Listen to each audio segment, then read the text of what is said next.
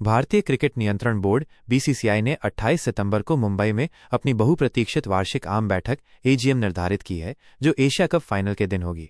पदाधिकारियों के चुनाव सहित अन्य कामों के लिए जनरल बॉडी सुबह 11:30 बजे मुंबई में बीसीसीआई मुख्यालय में बैठक करेगी। सचिव देवजीत सैकिया द्वारा राज्य संघों को भेजे गए एक पत्र के अनुसार अध्यक्ष, उपाध्यक्ष, सचिव, संयुक्त सचिव और कोषाध्यक्ष के पदों के लिए चुनाव होंगे। बीसीसीआई की शीर्ष परिषद और इंडियन प्रीमियर लीग आईपीएल और महिला प्रीमियर लीग डब्ल्यूपीएल की संचालन परिषदों का गठन भी एजेंडा में शामिल है। बीसीसीआई जनरल बॉडी के एक प्रतिनिधि और भारतीय क्रिकेटर संघ के 2 प्रतिनिधियों को शीर्ष परिषद में शामिल करेगा। एजीएम का मुख्य एजेंडा निश्चित रूप से नए पदाधिकारियों का एक समूह बनाना होगा, जो कम से कम अगले 3 वर्षों तक या जब तक नया खेल विधेयक, स्पोर्ट्स बिल वर्तमान संविधान का स्थान नहीं ले लेता, तब तक भारतीय क्रिकेट का संचालन करेंगे। यह स्पष्ट नहीं है कि एक बार जब 6 महीने में खेल विधेयक लागू हो जाएगा तो क्या बीसीसीआई फिर से चुनाव करवाएगा, लेकिन अभी के लिए बोर्ड ने सर्वोच्च न्यायालय द्वारा अनुमोदित और लोढ़ा समिति द्वारा अनुशंसित संविधान का पालन करने का निर्णय लिया है।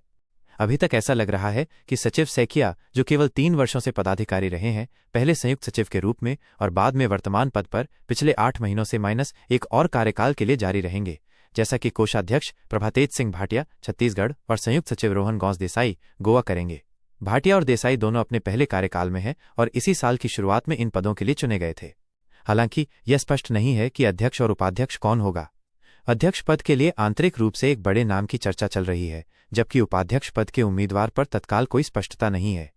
वर्तमान उपाध्यक्ष राजीव शुक्ला हैं, जो जुलाई में 70 साल की उम्र पूरी होने पर रोजर बिन्नी को अध्यक्ष पद छोड़ना पड़ा, जिसके बाद वो कार्यवाहक अध्यक्ष के रूप में कार्य कर रहे हैं।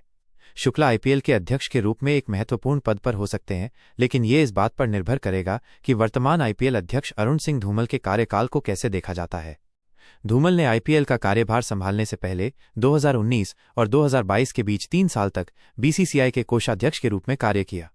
लगातार 6 साल तक पदों पर रहने के बाद वर्तमान संविधान के अनुसार उन्हें 3 साल की कूलिंग ऑफ अवधि से गुजरना होगा। हालांकि इस बात पर अलग अलग विचार हैं कि क्या आईपीएल अध्यक्ष की भूमिका किसी पदाधिकारी के रूप में है। यदि ऐसा नहीं होता है तो धूमल अपने पद पर बने रह सकते हैं।